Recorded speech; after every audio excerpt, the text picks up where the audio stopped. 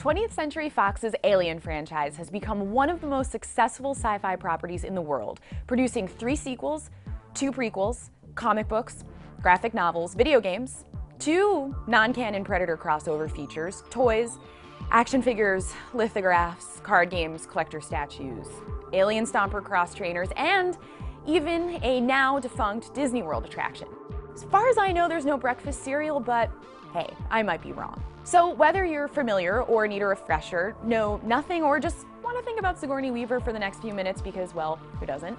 Here's everything you need to know about the Alien film franchise. Sorry, Green Lantern vs. Alien fans, just films. The first movie, 1979's Alien, hatched from weird beginnings, namely Dune. Back in the 70s, filmmaker Alejandro Jodorowsky was trying to make a film version of Dune. It didn't work, but the crew of artists he gathered for it, famous illustrator H.R. Giger, French artist Mobius, and screenwriter Dan O'Bannon amongst them, was the seed of something bigger. Inspired by Giger and his other collaborators' works, O'Bannon joined with writer-producer Ronald Shusett to polish a previous story that he'd been working on called Star Beast. It was inspired by classic sci-fi B-movies like It, The Terror from Beyond Space, and Forbidden Planet. It was rewritten and given an added level of sophistication by David Giler and Walter Hill, morphing into what we would come to know as Alien. First released in May of 1979 and directed by an energetic Brit named Ridley Scott, Alien struck a primal nerve and pinned audiences to their seats. Okay, plot-wise, here's the deal. The commercial space tug Nostromo, hauling a cargo of iron ore back to Earth in the year 2124, sets down on the planetoid LV-426 to investigate a supposed SOS signal and discovers a derelict spaceship. The crew goes to investigate and finds a collection of giant eggs. One of them hatches into a creature called a facehugger right onto John Hurt's face. The alien eventually falls off and all seems well. John Hurt's going about his business, eating a salad, when, boom, a baby alien bursts out of his chest in one of the most iconic scenes in science fiction. Fun fact, the actors on set weren't told how bloody things would get in this chest-bursting scene, so their gross-out reaction is very real. The rest of the movie sees the fully adult alien creature wiping out the crew one by one until only Sigourney Weaver's Ripley is left. Ripley, alongside the movie's most important character, Jonesy the cat, flees in an escape pod and kills the stowaway alien. This movie secured Sigourney Weaver's place as a superstar, but obviously the cat steals the movie. 7 years later, a sequel, Aliens, debuted with the Terminator's James Cameron at the helm. What's notable here is the tonal shift. The vibe in this one is more of the action thriller variety than the claustrophobic and atmospheric haunted house terror of the first. Also, the cat's only in the beginning, which I don't love, but okay. This time around, Ripley and Jonesy the cat awake from a 56-year hypersleep in their escape pod.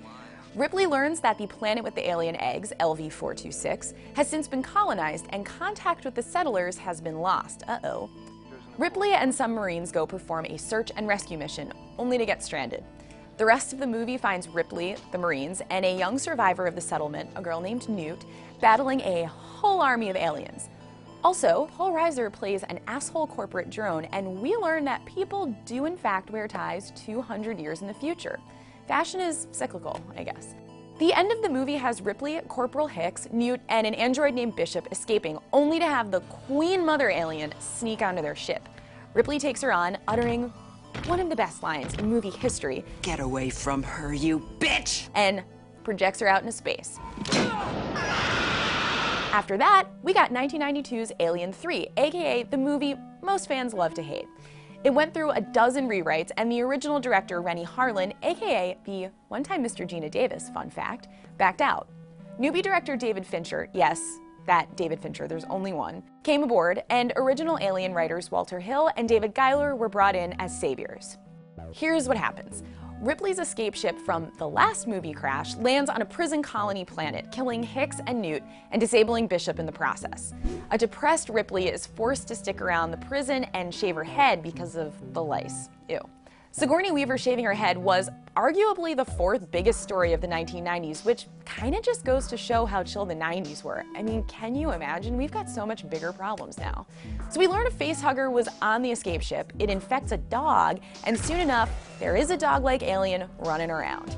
Ripley and the crew kill it, but Ripley learns that the facehugger on the ship infected her while she was in stasis.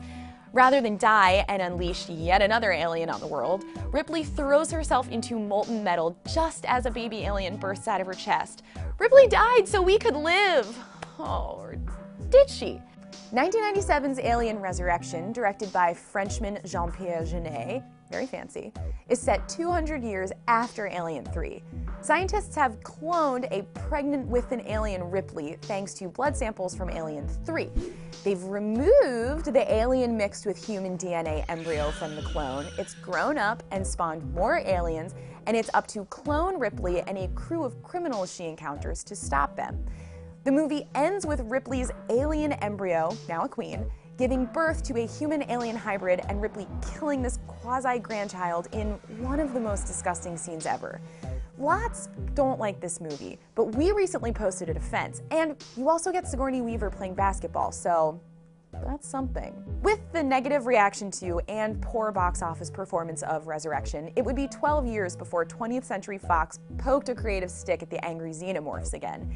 This time with the grand lord of the franchise, the now knighted Sir Ridley Scott, returning to shepherd a prequel called Prometheus. This movie had a ton of buzz around it. Ridley Scott, back to the Alien franchise! It's a prequel, so he's not sagged down by past stories. His vision can run free. Unfortunately, many were disappointed with the result. The movie, originally titled Alien: Paradise Lost, sees Earth scientists on 2089 deciphering ancient cave paintings that form a star map which they believe will direct them toward the home of an alien race which created life on Earth. The scientists travel to this distant planet where they encounter a crashed ship from humanity's creators, the engineers, as well as some gross black goo that infects one of them with a parasitic alien. Thanks to cinema's only live alien abortion, thank God, that alien infects one of the surviving engineers, only to have a new familiar-looking alien burst out of the engineer's chests. All of this, plus Michael Fassbender as an android with great hair and an icy Charlize Theron trying to avoid being run over by a rolling spaceship. Just get out of the way, Charlize! God! Okay, interesting fact. After the revival of the franchise with Prometheus, District 9 director Neil Blomkamp pitched Alien 5.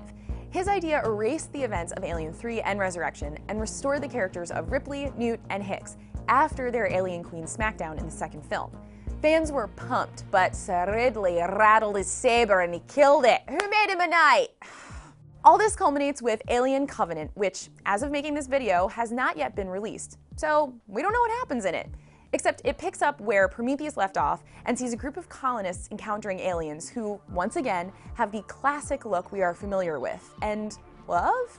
You may be asking, Sci-Fi Wire, why don't you discuss the Alien vs. Predator or its sequel? The films aren't considered officially canon with the Alien Extended Universe. Basically, the two movies feature aliens fighting creatures from the movie Predator. Lots of people die, there's blood. The smackdown when it comes is fun, but the rest is... well, we'll let the movie's tagline speak for itself. Whoever wins, we lose. So, there you have it. The Alien franchise in a fairly abbreviated version. We hope you've enjoyed yourself, and make sure to subscribe to our YouTube channel for more videos. Also, here's another picture of Jonesy the cat, because he's a great cat. I'll leave you with that.